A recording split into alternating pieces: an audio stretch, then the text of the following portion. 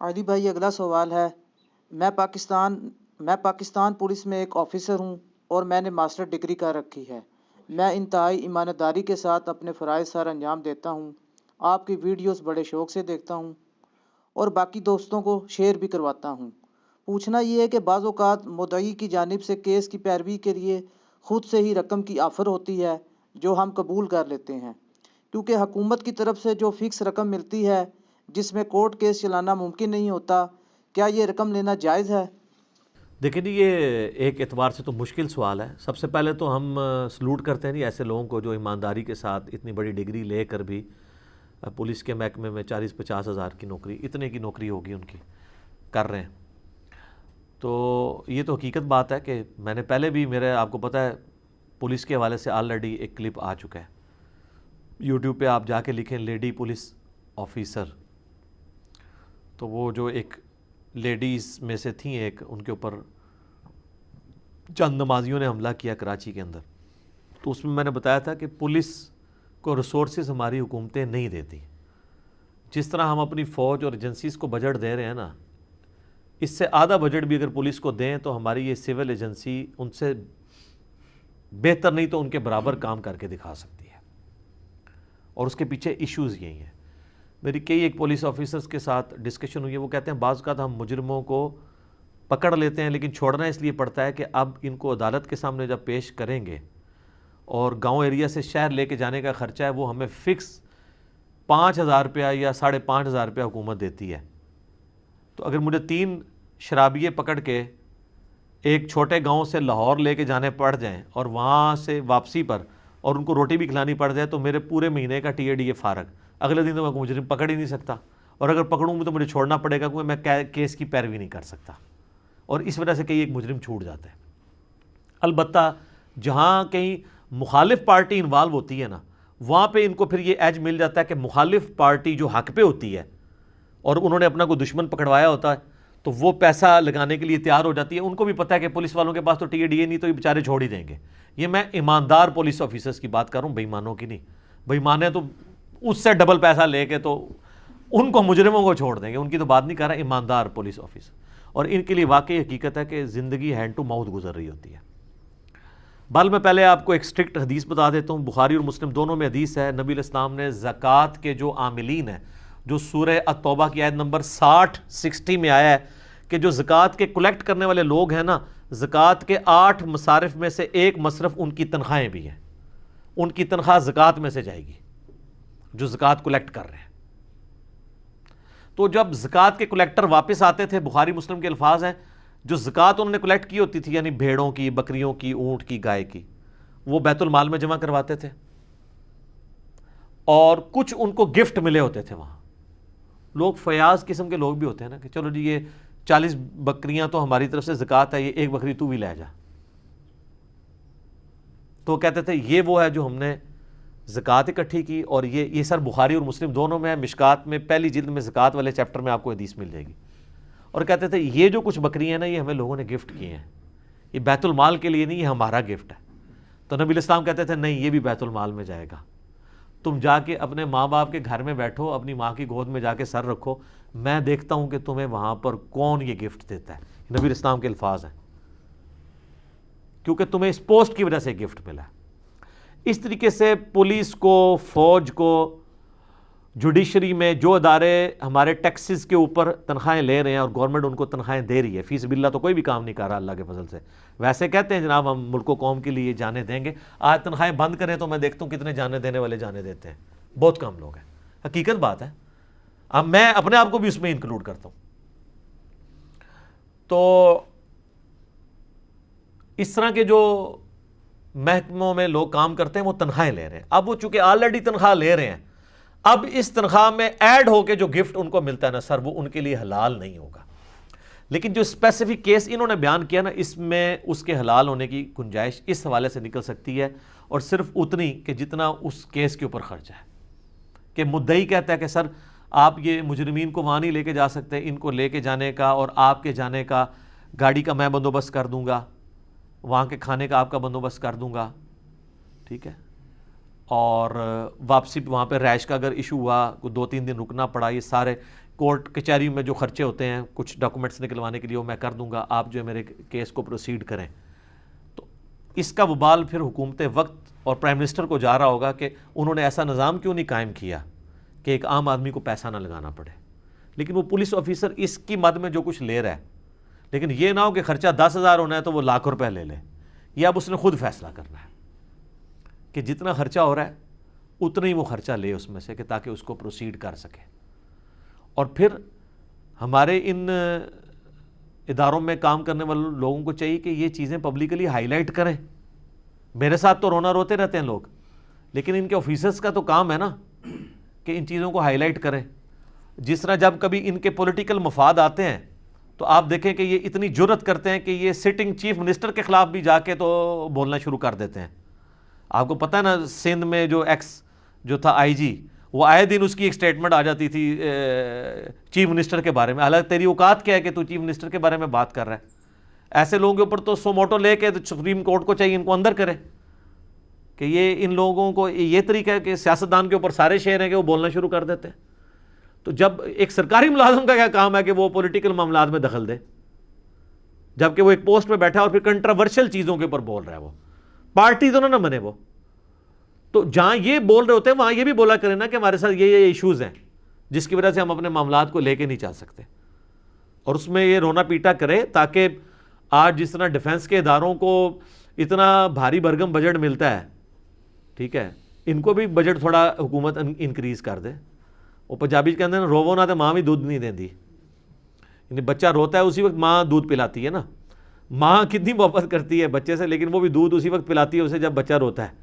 اس کو بھی اپنے بھوک کا اظہار کرنا پڑتا ہے, تو یہ بھی اظہار کرے نا.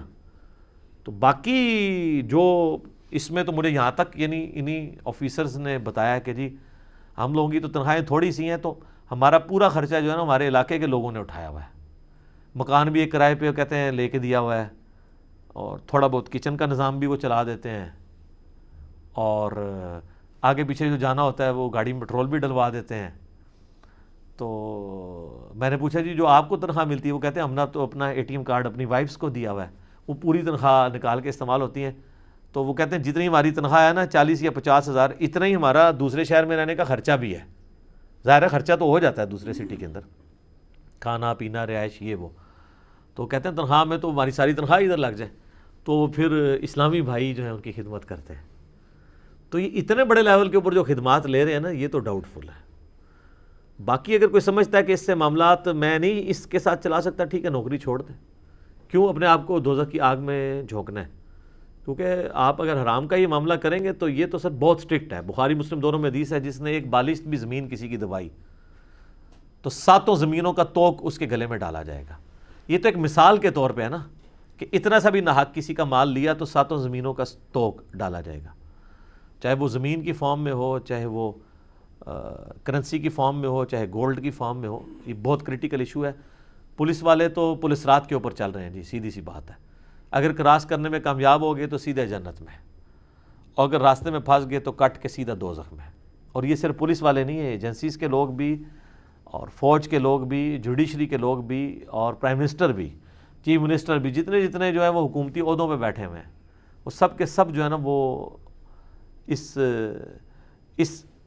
پوسٹ کا لذت تو لے رہے ہیں, لیکن پتہ نہیں ہے کہ اس کے اندر جو آگ چھپی ہوئی ہے جس کی وجہ سے ہمارے اسلاف صحابہ اور تابعین اس طرح کی چیزوں سے دور بھاگتے تھے کہ ہم کہیں پکڑے نہ جائیں. تو پولیس والوں کو میں یہی مشورہ دوں گا کہ اپنا رونا روئیں اور اس طرح کے ایشوز کو لے کے چلیں. باقی یہ ہے کہ اگر کوئی شخص آپ کو پیشی کے اوپر ساتھ اپنے خرچے پہ لے جاتا ہے, تو کئی کیسز میں بھی پولیس والوں کو ساتھ لے گیا ہوں, اور جس میں آپ دھونس سے کسی نہ کہیں کہ ریکویسٹ کی فارم میں ہو اور وہ ترس کھا کے لے جاتا ہے آپ کو, تو پھر آپ ان کے ساتھ جا سکتے ہیں, پھر آپ کے اوپر کوئی گناہ نہیں ہے, بشرطے کہ جن کے ساتھ جا رہے ہیں وہ حق پہ ہوں. یہ نہیں ہے کہ چوروں کے ساتھ آپ جائیں پھر وہی ہے کہ آنکھ پیٹ کھائے اور آنکھ شرمائے, ایسا نہیں ہونا چاہیے. یہ بالکل ذہن میں رکھیے گا.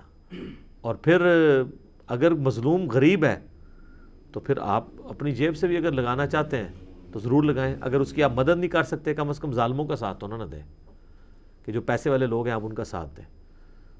تو اس حوالے سے یہ لوگ تو پولیس رات سے گزر رہے ہیں جی, ان کو اپنا خیال کرنے کی ضرورت ہے. باقی زیادہ کسی کو مسئلہ ہے تو اپنی جاب بدل لے یا اپنی موٹر میں پولیس میں ٹرانسفر کروا لیں. آپ پتہ ہے ایک عام آفیسر کو جتنی 45-50 ہزار تنخواہ پولیس میں مل رہی ہے نا، موٹر وے پولیس کی تقریباً آلموسٹ اس سے ڈبل ہے، تنخواہ بھی اور فیسلٹیز بھی، ان کی بچوں کی ایجوکیشن کے اعتبار سے اور ہاسپٹل کی ہیلتھ کے پوائنٹ آف ویو سے. لیکن ایماندار لوگ تو یہ ٹرانسفر کرواتے ہیں خوشی خوشی، بے ایمان لوگ تو کہتے ہیں اللہ نہ کرے کبھی موٹر پولیس میں ہم جائیں، موٹر وے پولیس میں. کیوں؟ وہاں تو لاکھ تنخواہ لینی ہے مہینے بعد، یا انہوں نے ہفتے کا حرام کا لاکھ کما لینا ہے. وہ موٹر وے پولیس کی نوکری سے ٹرانسفر اس پولیس میں کرواتے ہیں، حلال والے ادھر سے ادھر کرواتے ہیں. یہ میں آپ کو ریالٹی بتا رہا ہوں.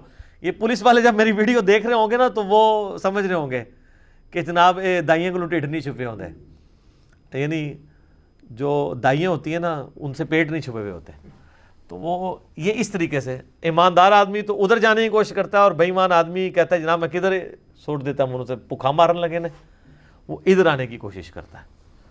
تو لیکن یہ آخرت کے پوائنٹ آف ویو سے دیکھا جائے تو پھر ظاہر ہے کہ جی دنیا میں آپ کو روکی سکی تو کھانی پڑے گی. مثالیں ہم صحابہ کی دیتے ہیں، اہل بیت کی دیتے ہیں کہ جی چولہا نہیں جلتا تھا 3 مہینے تک، بخاری مسلم میں آتا ہے نبی اسلام کے گھر. تو یہ صرف بیان کرنے کے لیے ہے، یا اے سی والی مسجد میں بیٹھ کے مزے لے کے بیان کرنے کے لیے اس پہ عمل کوئی نہیں کرنا. آپ نے عمل کرنا ظاہر ہے مشکل ہے، اور وہ تو ظاہر ہے کہ علماء نہیں عمل کر رہے، تو یہ بیچارے عام دنیا دار لوگ جو دنیا میں اس طریقے سے مختلف پوسٹ کے اوپر ہیں، ان کا تو اتنا تزکیہ نہیں ہوا، ان سے آپ کیسے ایکسپیکٹ کریں گے.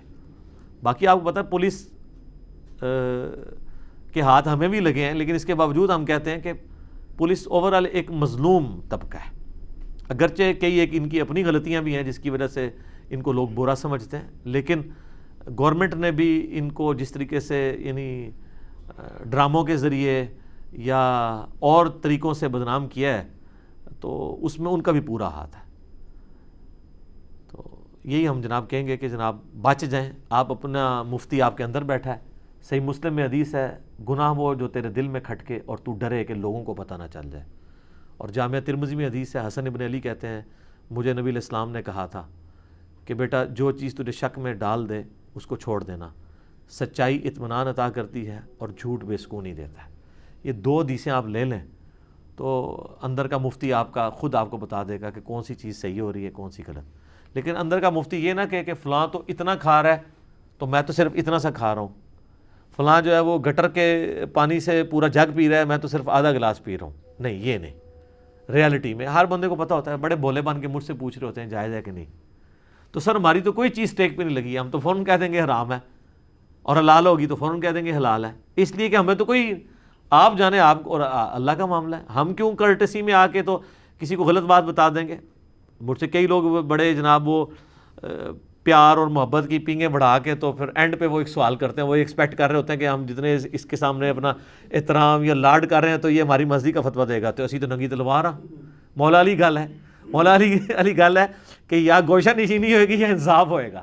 تو میں گوشہ نشین تے ہے نہیں ہاں، میں تو ایکسٹروورٹ ہو کے پبلک کے سامنے آ کے للکارے ہر بندے نو، تو انصاف ہوئے گا بھائی. یہ نہیں دیکھا جائے گا یہ سوال کون پوچھ رہا ہے، بالکل ننگا جواب دیا جائے گا کہ یہ اس طرح نہیں ہے، یہ ایسے ہوگا. اور پھر وہ ایسے منہ آٹ کے دیکھنا شروع کر دیں کہ یہ تو بالکل ہی سیدھا ہو گیا. اس لیے کہ میرے بھائی اس میں کو اپنی دلیری نہیں دکھا رہا ہوتا، بیسیکلی مجھے ڈر ہوتا ہے کہ اس کی وجہ سے میں نہ مارا جاؤں. یہ ڈر خوف تو مولویوں کو نہیں ہوتا یا پیسے لے کے فتویٰ دینے والوں کو تو نہیں ہوتا، کیونکہ ان کے سامنے کو اللہ کا ایسا راز ہے غفور الرحیم ہونے کا جو آج تک ہم پہ نہیں کھل سکا. وہ یہی کہتے ہیں نا. اور یہ صوفیاء کی باقاعدہ بحث ہیں. آپ رابعہ بصریہ کے چیپٹر پڑھیں گے نا تذکرۃ الاولیاء میں، اس میں اس نے لکھا ہے کہ اگر مجھے اللہ نے دوزخ میں پھینکا نا تو میں ایک ایسا راز اللہ کی جو دوزخ کے اوپر اشکار کروں گی کہ دوزخ کی آگ ٹھنڈی ہو جائے گی. تیرے کول کیڑا راز ہے جیڑا انبیاء کول کو نہیں ہے، جیڑا صحابہ اور تابعین کول کوئی نہیں سی، جیڑے بچارے روندے رہندے سن کہ آخرت ہی ساڈا بننا کیا ہے. بچارے پوری زندگی روتے رہے کہ آخرت میں کیا بننا ہے. تیرے پاس کون سا ایسا راز ہے؟ وہ راز میں بتا دیتا ہوں کیا ہے، کہ عقل نہ ہوئے تھے موجہ ہی موجہ، عقل ہوئے تھے سوچا ہی سوچا. یعنی جیسے کبوتر نے بلی کو غائب کرنی ہے تو بلی تو اس کو پتہ ہے غائب نہیں ہوگی، وہ راز یہ ہے کہ آنکھیں بند کر لو، تھوڑی دیر کے لیے تو غائب ہوگی نا، پھر تو غائب ہو جائے گا. ایسے بلی مروڑ دے گی. تو یہ ساری، اور پھر لوگ یہ باتیں نا جناب وہ ایسی پیش کر رہے تھے، بڑی معرفت کی گل ہے جناب، بڑی گہری گل انہوں نے کیتی ہے. جنی پٹھی گل ہوندی ہے نا ان کا نا بڑی جناب بڑی گہری گل کیتی ہے. یار قرآن سے زیادہ کون گہری بات کر سکتا تھا؟ ٹھیک ہے نا. ایک خاص لوگوں کی توحید ہوتی ہے, ایک عوام الناس کی توحید ہوتی ہے, اور سر توحید وہی ہوتی ہے جو محمد رسول اللہ نے سکھائی ہے صلی اللہ علیہ وآلہ وسلم. وَقُلْ هُوَ اللَّهُ أَحَدٌ اللَّهُ الصَّمَدُ لَمْ يَلِدْ وَلَمْ يُولَدْ وَلَمْ يَكُنْ لَهُ كُفُوًا أَحَدٌ وَإِيَّاكَ نَعْبُدُ وَإِيَّاكَ نَسْتَعِينُ وَإِذَا سَأَلَكَ عِبَادِي عَنِّي فَإِنِّي قَرِيبٌ أُجِيبُ الدَّعْوَةَ الدَّاعِ إِذَا دَعَانِ ادعونی استجب لکم. وہ توحید ہے. لیکن وہ بیچ میں انہوں نے اور باتیں کرنی ہوتی ہیں, وہ جو یعنی وہ ابن عربی بھی کر کے گیا ہے, اور وہ یقین کریں آپ فتوحات مکیہ پڑھیں, جس بندے کو اردو پڑھنی آتی ہے اور اس کا انٹلیکچوئل لیول ہے اور اس نے قرآن ایک دفعہ ترجمے سے پڑھا ہوا ہے, وہ 2 صفحے پڑھے گا تو اس کی ہنسی چھوٹ جائے گی کہ یار اس کو انہوں نے یہ بنایا ہوا ہے جس بیچارے کو قرآن کا بھی نہیں پتا تھا. کچھ سے کچھ نکالتے ہیں. قرآن کتاب فصلت آیاتہ ہے, اللہ نے فرمایا. سورہ فصلت کا آغاز ہی اسی سے ہو رہا ہے, جسے سورہ حامیم السجدہ, کہ یہ تفصیل سے بیان کر دی گئی ہیں آیات, بالکل آیات بینات ہیں, بالکل واضح ہے, اور اس سے وہی رزلٹ نکلتا ہے جو اس کے اندر لکھا ہوا ہے. اور اگر آپ اس کے اپوزٹ رزلٹ نکالنے کی کوشش کرتے ہیں تو قرآن میں جو آیات آتی ہیں, اللہ تعالیٰ فرماتا ہے جو ہمیں ہماری آیات میں ہرانے کی کوشش کرتا ہے نا, اسے ہم آگ میں جھونکیں گے. یہ وہ لوگ ہیں جو اللہ کو قرآن کی آیات میں ہرانا چاہتے ہیں, کیونکہ وہ قرآن کے منہ میں اپنا لقمہ دینا چاہتے ہیں, قرآن کی تعلیمات نہیں لینا چاہتے. یہ پچھلے دنوں ایک اہل حدیث مولوی کا کلپ مجھے ابرار بھائی دکھا رہے تھے. اس نے کہا ہے کہ جی 1000 آیتیں بینات تم مجھے دکھا دو. آیت بین وہ ہوتا ہے جو متشابہ نہ ہو, بالکل واضح ہو, اور وہ کہتا ہے مجھے یہ پتہ بھی چل جائے کہ جو تم اس کا فارم بیان کر رہے ہو اس میں سے یہی نکلتا ہے, تب بھی میں یہ دیکھوں گا کہ میرے بابے کیا کہہ کے گئے ہیں. تو سر سارے یہی کر رہے ہیں. قل انما انا بشر مثلکم سے جو مطلب نکلتا ہے اس کو ریجیکٹ کر کے بریلویوں کے, میں نہیں کہتا سب بریلویوں نے, بریلویوں کی عوام الناس نے جو عقیدہ گھڑا ہوا ہے نور و بشر کے اعتبار سے, وہ انہوں نے اس لیے گھڑا ہے کہ وہ کہتے ہیں کہ یہ اس کا فارم وہ لینا ہے جو انہوں نے بتایا تھا. اب یہی کام اگر اہل حدیث بھی کریں گے تو پھر آپ میں ان میں کیا فرق رہ گیا؟ بھائی سلف ہمارے سامنے موجود نہیں ہے, اور واللہ ہمارے سامنے موجود ہوں, ہم ان سے علمی اختلاف بھی کر سکتے ہیں کہ سر یہ تو یہ لکھا ہوا ہے, لیکن اس سلف سے مراد میں تابعین, تبع تابعین اور بعد کے لوگ لے رہا ہوں, صحابہ نہیں. صحابہ کا تو سورس آف نالج نبی علیہ السلام تھے. صحابہ کرام نبی علیہ السلام کے جو ریفرنس سے بیان کرتے تھے, وہ ظاہر دین تو صحابہ ہی حجت ہیں دین کے اندر, انہی کا فارم لیا جائے گا. ٹھیک ہے, اور اس فارم کو اسی طریقے سے, ان کو میں صحابہ کا فارم بتاتا ہوں, پھر اذانیں شروع ہونے والی ہیں, اسی پہ کنکلوڈ کرتا ہوں, پھر اذان کے وقفے کے بعد اگلے سوالات کریں گے.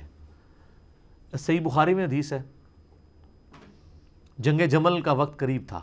ہائے یہ آیات بینات جڑی تانوں کہہ رہے ہوندے نا, بیسیکلی وہ بخاری اور مسلم دی بینات احادیث جڑیاں آل امیہ دے خلاف نے نا, وہ ان کے انکار کے لیے بیسیکلی کہہ رہے ہوتے ہیں. تو میں اب آپ کو صحابہ کا فارم بتانے لگوں. عمار بن یاسر کو مولا علی بھیجتے ہیں کوفے, صحیح بخاری میں ہے, میرے کربلا والے ریسرچ پیپر میں, اور حسن بن علی کو بھی ساتھ بھیجتے ہیں اپنے بیٹے کو, کیونکہ حضرت عائشہ جو ہیں وہ جمل کے لیے روانہ ہو چکی ہوتی ہیں, بصرہ سے کوفہ آ رہی ہوتی ہیں. مسئلہ ہے قصاص عثمان, اور خلیفۃ المسلمین بیٹھا ہوا ہے مدینے میں. آج کے لوگوں نے بھی جب دھرنا دینا ہوتا ہے تو کراچی جاتے ہیں, کہاں جاتے ہیں؟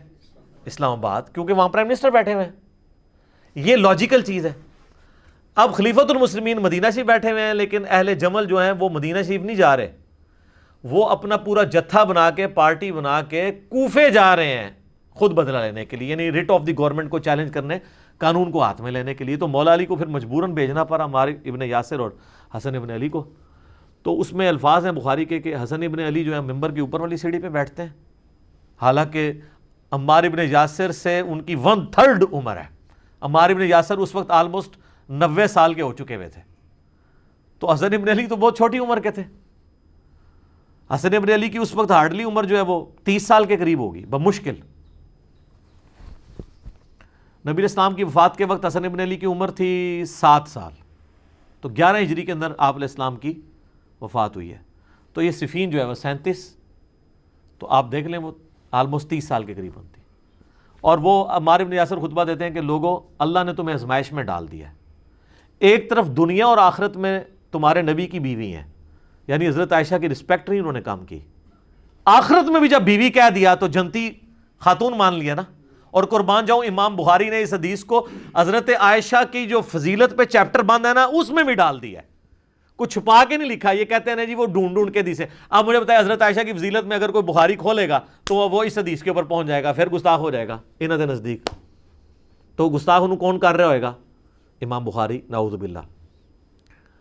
تو یہی وہ ہے نا جس پہ میں نے بولا تھا وہ امام بخاری نیم رافضی، ٹونٹ کے طور پہ میں نے بولا تھا ناسبیوں کو، تو انہوں نے میرا کلپ کاٹ لیا تھا. وہ یہی حدیث تھی، وہ آدھا جملہ کاٹ لیا انہوں نے. اچھا جی، وہ کہتے ہیں لوگوں تمہیں اللہ نے آزمایا ہے کہ تم امیر المومن اللہ کی اطاعت کرتے ہو یا عائشہ کی اطاعت کرتے ہو. حضرت علی کے ساتھ ذکر کیا اللہ کی اطاعت. کیوں؟ اطیعوا اللہ و اطیعوا الرسول و اولی الامر منکم، وہ حکمران تھے تو رسپیکٹ بھی کی اور کہا کہ اب تم نے فیصلہ کرنا ہے کہ تم نے اللہ کی اطاعت کرنی ہے یا عائشہ کی. اب مجھے بتائیں اس میں حضرت عمار ابن یاسر کا فہم کیا ہے کہ وہ حضرت علی کی پیروی کو، حکومت وقت کی پیروی کو قرآن کے حکم کے تحت اللہ کی پیروی مانتے تھے نا، اور مخالفین کو وہ کہتے تھے کہ وہ اللہ کے حکم سے حکم عدولی کر رہے ہیں. تو یہ فہم عمار ابن یاسر کا آپ نے نہیں لینا، جبکہ وہ دلیل کے ساتھ بھی ہے وَأُولِي الْأَمْرِ مِنْكُمْ. بلکہ اس میں تو ایک اور حدیث بھی کوٹ کی جا سکتی تھی، علیکم بسنتی وسنت الخلفاء الراشدین المہدیین. اور کئی حدیثیں کوٹ ہو سکتی. آج کی ڈیٹ میں تمہارے پاس بہت ساری حدیثیں جو کوٹ ہو سکتی ہیں، کیونکہ اس وقت تو عمار ابن یاسر تو زندہ تھے، بعد میں شہید ہوئے. تو اب تو ہم وہ بخاری کی 2812 بھی کوٹ کر سکتے ہیں کہ عمار کو ایک باغی جماعت قتل کرے گی. عمار خود تو وہ کوٹ نہیں کر سکے، ٹھیک ہے. صفین میں ویسے کوٹ کی بھی، تو عمار ان کو جنت کی طرف بلائے گا اور جماعت دوزخ کی طرف بلائے گی. ویسے تو اس ٹائم حضرت عمار کو تو یہ پتہ بھی نہیں تھا نا میں نے جمل میں شہید ہونا ہے یا صفین میں.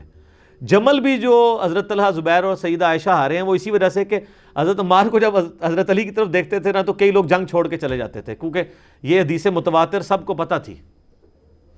حضرت طلحہ زبیر یہ لوگ بھی پیچھے ہٹ گئے کہ عمار تو ان کے ساتھ ہے، کیونکہ یہ پتہ نہیں تھا نا کہ کون سی جنگ میں شہید ہونا ہے. وہ تو جا کے پھر حضرت عمار ابن یاسر جڑے اہل صفین دے گھاٹے فٹ ہوئے نے، جا کے اہل جمل والے کہتے ہیں ساڑھے گھاٹے فٹ ہون گے، ویسے فٹ تے دوئے دے ہوئے نے.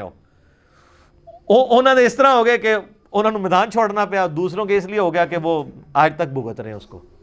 ہماری ویڈیوز کے بعد تو بہت زیادہ بھگت رہے ہیں. تو میرا خیال ہے یہ فہم صحابہ کی اگر بات کرتے ہیں نا اسلاف کا فہم، تو اسلاف کا فہم عمار ابن یاسر اسلاف نہیں ہے، تو ان کو بھی دیکھنا چاہیے. بخاری میں حدیث ہے کہ عمار کی زبان کو اللہ نے شیطان سے محفوظ کیا ہے، نبی علیہ السلام کی حدیث ہے. تو عمار کے شیعہ بنے، آل امیہ کے شیعہ نہ بنے. ٹھیک ہو گیا جی. اب اذانیں شروع ہو چکی ہیں، بقیہ کے صلوات انشاءاللہ اذان مغرب کے وقفے کے بعد انشاءاللہ.